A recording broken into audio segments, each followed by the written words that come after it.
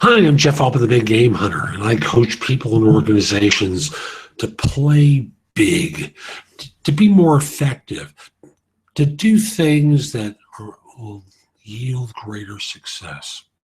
Now, this is a video for hiring managers, business owners, anyone who's involved with the hiring process and can wind up affecting a decision. And it's about the mistake I see way too many hiring managers make. HR makes them to some degree, but the hiring manager is really on point for making this mistake. And the mistake is comparing the individual who's sitting in front of you with the one who is leaving this role or the one that you're trying to replace. And at the end of the day, it doesn't really matter what this person was like. Because I want to remind you of something. When that person joins you, they want the finished product they are today. You have to remember them as they were on day one, when they walked in the door nervous and uncomfortable and didn't know what to do in the role that you assigned them for. And by comparing the person who's sitting in front of you with the finished product, you're providing an unfair benchmark. You see, you need someone who could do the job. Sometimes you hold out for a higher level of skill that is necessary and wind up causing someone, well, creating the conditions that cause the frustration that so many job hunters feel. You know, there's a statistic that says within 90 days of a new hire, I think it's half of all hiring managers experience buyer's remorse. Well, the same is true for job hunters as well, that they start to have regrets about the decision that they made to join.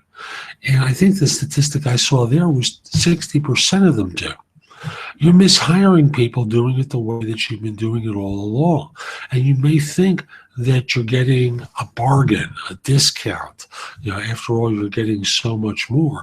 But what you're also doing is getting new headaches that you're going to need to address. The cost of hiring is expensive, whether you're paying someone like me a fee or all the man hours that go into the evaluation and assessment process, the approval of the rec, the meetings to discuss what went wrong, you know, the postmortem for the hire that left after 2 months because it wasn't the job they expected. Well, it wasn't the job that they expected because you oversold it. Stop comparing people sitting in front of you with the one who has left or you need to replace. It's not the right strategy. Just look at it from the standpoint of, can this person do the job? And do they have upside? That last person had upside. You want to see what their upside is. I've made a suggestion in another video for one of the tests that you can give. And I comment that most interviews are kind of like game shows.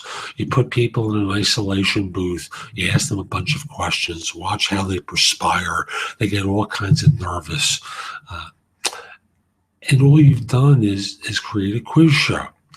Instead, I suggest, and have fun with this one, invite people to bring a resource with them that they can call upon during the next interview. It can be their computer, you can give them access to a computer, whatever.